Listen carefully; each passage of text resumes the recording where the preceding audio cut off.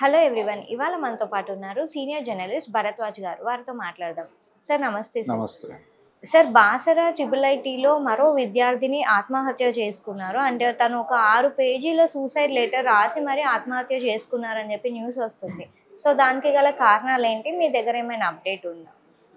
అంటే కారణాలు ఏమిటి అనేది అది రకరకాలుగా ఉందమ్మా. అంటే ఒక సహ విద్యార్థిని ప్రేమ వ్యవహారంలో ఓకే. ఈ అమ్మాయి జోక్యం చేసుకుందని, దాంతో ఒక సీనియర్ విద్యార్థి దీని పట్ల కొంత వ్యతిరేకతతో, అంటే ఈ అమ్మాయి పట్ల వ్యతిరేకతతో ఉన్నాడని ఒకటి బలంగా వినిపిస్తున్న మాట. ఓకే. అంటే ఈ ఆత్మహత్యలన్నీ హత్యలుగానే పరిగణించాల్సి ఉంటుంది జనరల్గా. ఆత్మహత్య అనగానే అక్కడితో క్లోజ్ చేసేస్తారు వ్యవహారాన్ని. అలా కాదు, ఆత్మహత్యలన్నీ కూడా హత్యలుగానే పరిగణించాల్సి ఉంటుంది అనే డిమాండ్ చాలా కాలంగా ఉంది, కానీ పట్టించుకోవట్లేదు. అయితే ఈ అమ్మాయి హత్య వెనకాల ఒక ఇంజనీరింగ్ విద్యార్థి, సీనియర్ విద్యార్థి ఉన్నాడు అనేది వినిపిస్తోంది. అంటే క్లియర్గా అమ్మాయి మెన్షన్ చేసింది ఆ లెటర్లో అని అంటున్నారు. అయితే ఇంకా పోలీసులు దర్యాప్తు చేస్తున్నారు. దీంతోపాటు విద్యార్థులు ఆందోళన చేస్తే ఆ విద్యార్థుల మీద సెక్యూరిటీ, పోలీసుల సహకారంతో సెక్యూరిటీ సిబ్బంది దాడి చేయటం, ఒక విద్యార్థి గాయపడి హాస్పిటలైజ్ అవటం, ఇది అంటే ఏ రకమైన నిరసనని తట్టుకునేటువంటి పరిస్థితుల్లో యాజమాన్యం లేదు. ట్రిపుల్ ఐటీ ఎవరైతే ఆ నిర్వహణ బాధ్యతలు చూస్తున్నారో వాళ్ళు ఏ రకమైనటువంటి డిసెంట్ని యాక్సెప్ట్ చేసేటువంటి పరిస్థితుల్లో లేరు. అక్కడేమో దాదాపు 22 నుంచి మొదలు పెడితే ఇప్పటి వరకు అనేక మంది చనిపోయారు. దాదాపు 9-10 మంది వరకు చనిపోయినట్టుగా ఒక లిస్టు బయటకు వచ్చింది. దానిలో ఈ స్వాతి ప్రియ ఇప్పుడు చనిపోయింది. ఇందులో ఇద్దరు ముగ్గురు విద్యార్థులు ఉన్నారు. మిగిలిన వాళ్ళందరూ విద్యార్థినులే. విద్యార్థులు అంటే 2 అంశాలు ప్రధానంగా విద్యార్థుల్ని ఈ ఆత్మహత్యల వైపు నడిపిస్తాయి. ఒకటి ప్రేమకు సంబంధించిన గందరగోళం, ప్రేమకు సంబంధించిన వేధింపులు, అలాగే ర్యాగింగ్ పేరుతో చేసేటువంటి టార్చరు. వీటితో పాటు సామాజికంగా అంటే కులపరమైనటువంటి వివక్ష ఉంటుంది కాలేజీల్లో కూడా. ఇలా కులపరమైనటువంటి వివక్ష చూపించడం వలన తోటి విద్యార్థులు ఆ అసహనంలో నుంచి, ఆ ఇబ్బందిలో నుంచి ఆత్మహత్యలు చేసుకునే విద్యార్థులు కూడా ఉన్నారు. అయితే ఏ సందర్భంలోనూ ఆత్మహత్యని హత్యగా నమోదు చేయటం అనేది జరగటం లేదు. ఇక్కడ కూడా అదే పరిస్థితి. ఆ అమ్మాయి లెటర్ రాసింది తల్లిదండ్రులకి, స్వాతి ప్రియ. లెటర్లో చాలా స్పష్టంగా, అంటే సూసైడ్ నోట్లో రాసింది తను ఎందుకు చనిపోవాల్సి వచ్చింది అనేది. అంటే ఆత్మహత్య చేసుకోవడానికి తనకి ప్రేరేపించినటువంటి అంశాలు ఏమిటి అనేది చాలా స్పష్టంగా చెప్పేసింది ఆవిడ లెటర్లో. అయితే జనరల్గా ఆత్మహత్యలు ఎందుకు జరుగుతాయి అంటే తమకి సపోర్ట్ సిస్టమ్ లేదు అనేది అర్థమైనప్పుడు, తమ గోడు ఎవరు పట్టించుకోరు అనే విషయం అర్థమైనప్పుడు, ఒక లోన్లీనెస్ ఆవరించిన సందర్భంలో మాత్రమే ఈ ఆత్మహత్య చేసుకోవాలి అనే నిర్ణయానికి వెళ్తారు ఎవరైనా.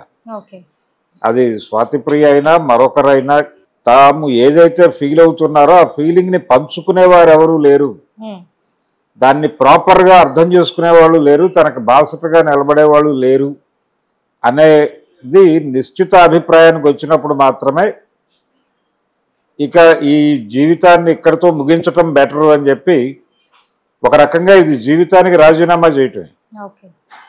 ఈ రాజీనామా చేయటం అనేది ఆ నిర్ణయం అంటే ఇక అది డెడ్ ఎండ్గా భావిస్తారు వాళ్ళు. అది అలా నడిపించటం అనేది చాలా మంది అంటే ఫ్రెండ్స్ నుంచి కూడా ప్రాపర్ సపోర్ట్ దొరకదు. ఒక్కొక్కసారి వీళ్ళ మీదే నెపం వేసేటువంటి ప్రయత్నం చేస్తారు. నువ్వు అనవసరమైన విషయాల్లో వేలు పెట్టడం వల్ల కదా ఈ గొడవంతా వస్తోంది, దీనిలో వేలు పెడితే ఇప్పుడు మాకు ఏదైనా ప్రాబ్లమ్స్ చుట్టుకుంటాయేమో అని ఎవరో అని ఉండొచ్చు. అక్కడి నుంచి మొదలు పెడితే ఆ అమ్మాయిని వేధింపులకు గురి చేసినటువంటి ఆ ఇంజనీరింగ్ విద్యార్థి వరకు వీళ్ళందరూ ఈ ఈ క్రైమ్లో, ఈ ఆత్మహత్య అనేటువంటి హత్యకి వీళ్ళందరూ హంతకుల జాబితాలోకే వస్తారు. ఎవరైతే అమ్మాయిని ఒంటరితనంలోకి నెట్టేశారో వాళ్ళు, స్నేహితులు, తనతో ఉన్నటువంటి తోటి విద్యార్థినులు, అలాగే ఈ అమ్మాయి వేరే అమ్మాయి ప్రేమ వ్యవహారంలో జోక్యం చేసుకొని ఆ అమ్మాయికి సపోర్ట్గా నిలబడి ఉంటుంది, నిలబడి ఫైట్ చేసి ఉంటుంది. మరి ఆ అమ్మాయి ఈ అమ్మాయికి కూడా సపోర్ట్గా నిలబడాలి కదా. ఈ సపోర్ట్ సిస్టమ్ ఎక్కడో బ్రేక్ అయింది. ఈ ప్రెజర్ టోటల్గా ఆ అమ్మాయే తీసుకోవాల్సిన పరిస్థితి వచ్చి ఉంటుంది. ఈ కండిషన్లో కార్నర్ అయిపోయి ఆ అమ్మాయి చనిపోయింది. ఇలాంటి మరణాలు, అంటే ఇలాంటి మరణం సంభవించినప్పుడు జనరల్గా ఒక అరెస్ట్ చేసేసి, ఎవరో ఒకళ్ళని అరెస్ట్ చేసి మేము దర్యాప్తు చేస్తున్నాం అనే పేరుతో అక్కడికి దాన్ని సమ్మప్ చేసేసి క్లోజ్ చేసి పంపించేస్తున్నారు. కానీ నిరంతరంగా జరుగుతున్నాయి. ఇది బాసర ట్రిపుల్ ఐటీలోనే జరుగుతున్నాయి. జరుగుతున్నప్పుడు దీని మీద కొంచెం ప్రభుత్వం సీరియస్గా పట్టించుకుని ఈ టోటల్ ఆత్మహత్యల మీద ఒక సమగ్రమైనటువంటి అధ్యయనం జరిపి, ఒక కమిషన్ని వేసి అధ్యయనం జరిపి ఎక్కడెక్కడ లోపాలు జరుగుతున్నాయి, అంటే ఇంటర్నల్గా స్టాఫ్ దగ్గర నుంచి లోపం ఉంటుంది. స్టాఫ్ కూడా, అంటే విద్యార్థులతో వాళ్ళ సమస్యలు చెప్పుకునేటువంటి ఒక అవకాశం కల్పించాలి. ఆ కల్పించరు వీళ్ళు. ఎవరి దగ్గరికి వెళ్ళి చెప్పుకోవాలన్నా భయమే. ఇలా భయంతో రాజ్యం చేయటం అనేది విద్యార్థుల జీవితాలకు శాపంగా మారుతుంది. తల్లిదండ్రులైనా సరే, తల్లిదండ్రులు కూడా పిల్లలు చెప్పేది వాళ్ళు వింటారు, విని ఒక అడ్వైజ్ ఇస్తారు, గైడ్ చేస్తారు అనేటువంటి భరోసా ఉన్నటువంటి పిల్లలు ఆత్మహత్యల జోలికి వెళ్ళరు. అలా కాకుండా ఏదైనా సమస్య తమ వైపు నుంచి ఓపెన్ చేస్తే ఈ సమస్య ఎందుకు తెచ్చుకున్నావు అనే దాని మీద ఎక్కువ దాడి జరుగుతుంది. అసలు నువ్వెందుకు వెళ్ళావు, నువ్వెందుకు చేసావు అని వాళ్ళు వీళ్ళ మీద దాడి చేస్తారు, సపోర్ట్ ఇవ్వకుండా. ముందు సపోర్ట్ ఇచ్చి తర్వాత రివ్యూ చేయాలి. మన వాళ్ళు ముందు భయపడతారు. ఈ సమస్య విని భయపడి ఆల్రెడీ భయంతోనే తమ దగ్గరకు వచ్చి చెప్తున్న వాళ్ళకి ధైర్యం చెప్పి ఆ తర్వాత వాళ్ళకి వాళ్ళు ఒంటరిగా ఆలోచించి దీన్ని ఎలా పరిష్కరించాలో వీళ్ళతో సంప్రదింపులు జరపాలి. వీళ్ళని ముందు స్ట్రెంగ్థెన్ చేసుకోవాలి, వీళ్ళని గట్టిపరుచుకోవాలి. అది చేయరు. అది చెయ్యరు అనే విషయం రకరకాల కారణాల చేత పిల్లలకు అర్థమవుతుంది. ఈ ఉజ్వల రవీంద్ర అనేటువంటి తల్లిదండ్రులు, ఎంఐ మదర్ అండ్ ఫాదరు, వాళ్ళు ఇప్పుడు గొడవ చేస్తున్నారు. అయితే ఈ అమ్మాయి ఈ పెరుగుతున్నటువంటి క్రమంలో రకరకాల సందర్భాల్లో తన సమస్యలు ఏవైనా వారి దృష్టికి తీసుకెళ్తే వాళ్ళు ఎలా రియాక్ట్ అవుతారు, అంటే ధైర్యంగా ఏ విషయాన్నైనా తల్లిదండ్రులతో షేర్ చేసుకోగలిగిన పరిస్థితి ఉన్నా అలా జరిగి ఉండేది కాదు. ఎవరితో షేర్ చేసుకునే పరిస్థితి ఉన్నా అలా జరిగేది కాదు. కాబట్టి టోటల్గా ఇదొక గొడవ. అలాగే ఇన్స్టిట్యూషన్లో ఒక డెమోక్రటిక్ వాతావరణం ఉండే అవకాశం లేదు. ఎందుకంటే ఇందులో చనిపోయిన వాళ్ళలో మెజారిటీ మైనర్ విద్యార్థులు చనిపోయారు అనేది బయటకు వచ్చినటువంటి లిస్టు చూస్తే అర్థమవుతుంది. కాబట్టి ప్రభుత్వం బాధ్యత వహించాలి దీనికి. ఎవరైనా నిరసన తెలియజేస్తే ఆ నిరసనకారులతో చర్చలు జరిపి సమస్యని పరిష్కరించేటువంటి దిశగా వాళ్ళ సహకారం తీసుకోవాలి. కానీ వన్ సైడెడ్గా దాడి చేసి గాయపరచడం, ఏబీవీపీ విద్యార్థులు అక్కడ ఆందోళన చేశారు, వాళ్ళ మీద దాడి జరిగింది, ఒక విద్యార్థి గాయపడ్డాడు. ఇది కరెక్ట్ కాదు. ఇది అంటే ఎవరు మాట్లాడకూడదు, మేము చెప్తాం మీరు వినాలి అనే ధోరణి. ఈ విద్యార్థుల నిరసన మీద వాళ్ళు వ్యవహరించిన తీరు చూస్తేనే మిగిలిన విద్యార్థులతో వాళ్ళు ఎలా వ్యవహరిస్తున్నారో అర్థమైపోతుంది. ఈ రకంగా బుల్డోజ్ చేయటం అనేది డెమోక్రటిక్ పద్ధతి కాదు. మనం ప్రజాస్వామిక దేశంలో ఉన్నాం, ప్రజాస్వామిక రాజ్యాంగ పరిధిలో ఉన్నాం. కాబట్టి ప్రభుత్వం సీరియస్గా దీన్ని పట్టించుకుని ఒక కమిషన్ వేసి ఇంతమంది మరణాలకు కారణమవుతున్నటువంటి పరిస్థితులు ఏమిటి, అనే దాని మీద దర్యాప్తు చేసి ఆ స్ట్రక్చర్ని మార్చాలి. ఈ ఆత్మహత్య కేవలం కాలేజీల్లో ఉన్నటువంటి గందరగోళాలకు మాత్రమే కదా, అంటే విద్యార్థుల మధ్య ఉన్నటువంటి రిలేషన్స్లో ఉన్నటువంటి దుర్మార్గం, దాన్ని కూడా ఎక్స్పోజ్ చేస్తోంది ఈ ఆత్మహత్య. ఇదే కాదు, మిగిలిన ఆత్మహత్యలు కూడా అవే ఎక్స్పోజ్ చేశాయి. ఎప్పుడూ పట్టించుకోలేదు, మనం ఎప్పుడూ సీరియస్గా పట్టించుకోలేదు. ఆ పట్టించుకోని తనం వల్లనే ఇంతమంది చచ్చిపోతూ వస్తున్నారు. అందుకని కనీసం ఇప్పటికైనా పట్టించుకోగలిగితే, పట్టించుకునేలాగా ప్రజా సంఘాలు ఇన్వాల్వ్ అయ్యి ప్రభుత్వం మీద ఒత్తిడి తీసుకురావాల్సిన అవసరం ఉంది. హక్కుల సంఘాలు పార్టీలకు అతీతంగా అన్ని పొలిటికల్ పార్టీలు ఇన్వాల్వ్ అయ్యి ఈ ఇష్యూని వదిలిపెడితే కుదరదు. వదిలిపెడితే ఇంకొక నెంబర్ వచ్చి చేరుతుంది, స్వాతిప్రియ పక్కన ఇంకెవరో వచ్చి చేరుతారు. కాబట్టి విద్యార్థులు ఎందుకు ఆత్మహత్యలు చేసుకుంటున్నారు? ఒకటేమో ఎడ్యుకేషనల్ బర్డెన్ ఉంది వాళ్ళ మీద, ప్రెజర్ ఉంది.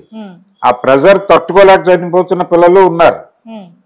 ఆ ప్రెజర్తో చనిపోయే పిల్లలు వాళ్ళకి ప్రాపర్ గైడెన్స్ లేకపోవడం వలన చచ్చిపోతున్నారు. వాళ్ళు కూడా పేరెంట్స్కి చెప్పుకోలేని కండిషనే. దాంతోపాటు ఈ ప్రేమల తాలూకా వేధింపులు, ర్యాగింగులు, వివక్షలు, ఈ కులపరమైనటువంటి వివక్షలు ఇవన్నీ కలిసి విద్యాలయాల్లో పర్టికులర్గా హాస్టల్స్లో ఉండేటువంటి స్టూడెంట్స్ ఆల్రెడీ కొంత ఒంటరితనాన్ని అనుభవిస్తూ ఉంటారు. అంటే బయట ప్రపంచం నుంచి తాము పక్కకు వచ్చేసాము అనేటువంటి ఒక అభిప్రాయం ఇన్బిల్ట్ ఉంటుంది వాళ్ళలో. దానికి తోడు ఈ మిగిలిన ఇంగ్రీడియంట్స్ అన్నీ యాడ్ అవుతాయి. యాడ్ అయినప్పుడు వాళ్ళు మరింత బలహీనపడుతూ ఉంటారు. వాళ్ళు బలహీనపడుతున్నప్పుడు వాళ్ళకు ధైర్యాన్ని ఇచ్చి భరోసానిచ్చి నిలబెట్టాల్సినటువంటి విద్యా సంస్థలు మరింత భయపెట్టేసి మీరు చచ్చిపోండి అనే పరిస్థితికి తీసుకెళ్తున్నాయి. ఒకవైపు ఏమో ర్యాంకులు సాధించకపోతే మీరు బతికే అనవసరం అనే వాతావరణం, ఆ ప్రెజర్లో చనిపోయే వాళ్ళు ఉంటారు. మార్కులు రావడం లేదు అనే దాంతో ఎలాగైనా బతకగలం అనే కాన్ఫిడెన్స్ మాత్రం విద్యార్థులకు ఇవ్వట్లేదు. ఆ ఇవ్వకపోవడం వల్లనే ఆత్మహత్యలు జరుగుతున్నాయి. ముందు అది చెక్ చేసుకోవాలి. ప్రభుత్వం బాధ్యత వహించాలి ఈ హత్యకి, ఈ ఆత్మహత్య అని అనక్కర్లేదు, ఇది హత్యే, సమాజం చేసినటువంటి హత్య. ఆ విద్యా వ్యవస్థకి, ఆ విద్యా సంస్థకి భాగం ఉంది దానిలో. ఆ యాజమాన్యం ఎవరైతే అక్కడ బాధ్యతలు నిర్వహిస్తున్నారో, ప్రిన్సిపాల్ కావచ్చు, మిగిలిన వాళ్ళు కావచ్చు, ఫ్యాకల్టీ కావచ్చు, ఫ్యాకల్టీ నైతిక బాధ్యత వహించాలి దీనికి. అలాగే ఆ హాస్టల్ తాలూకా నిర్వహణ ఎవరైతే చూస్తున్నారో వాళ్ళు నైతిక బాధ్యత వహించాలి. ఆ అమ్మాయి ఫ్రెండ్స్ నైతిక బాధ్యత వహించాలి. టోటల్ ఆ కాలేజీ క్యాంపస్లో ఉన్నటువంటి విద్యార్థులకు మొత్తం బాధ్యత వహించి ఈ విషయం మీద వీళ్ళందరూ కూడా ఆత్మవిమర్శ చేసుకోవాల్సి ఉంది. అది జరుగుతుందా లేదా అనేది పక్కన పెట్టేస్తే, ప్రధానంగా ప్రభుత్వం గనక బాధ్యత తీసుకుంటే, బాధ్యతగా ఫీల్ అయితే, తన రెస్పాన్సిబిలిటీ ఉంది దీనిలో, అంటే వ్యవస్థల తాలూకా లోపం ఉంది అనేది అర్థమైతే ముందు, ఆ తర్వాత ఏం చేయాలనేది వాళ్ళకే అర్థం అవుతుంది. కానీ అలా అర్థం చేసుకునే పరిస్థితిలో ప్రభుత్వం ఉందా అనేది ఒక అనుమానం. కాబట్టి ఇదేదో జస్ట్ ఒక విద్యార్థి ఆత్మహత్యగా చూస్తే మాత్రం కుదరదు. దీన్ని దీర్ఘకాలిక పద్ధతిలో, ఈ స్వాతిప్రియ హత్య అనేది దీర్ఘకాలిక పద్ధతిలో ఒక ఉద్యమాన్ని నిర్మించాల్సినటువంటి బాధ్యత ఉంది. ఎవరైతే ప్రజాక్షేత్రంలో పనిచేస్తున్నాం అని చెప్పుకు తిరుగుతున్నారో వీళ్ళందరి బాధ్యత కూడా. ఈ ఇష్యూని భుజాన్ని వేసుకుని పనిచేయకపోతే వీళ్ళందరూ ప్రజాక్షేత్రంలో డ్రామాలు ఆడుతున్నారని అనుకోవాల్సి వస్తుంది.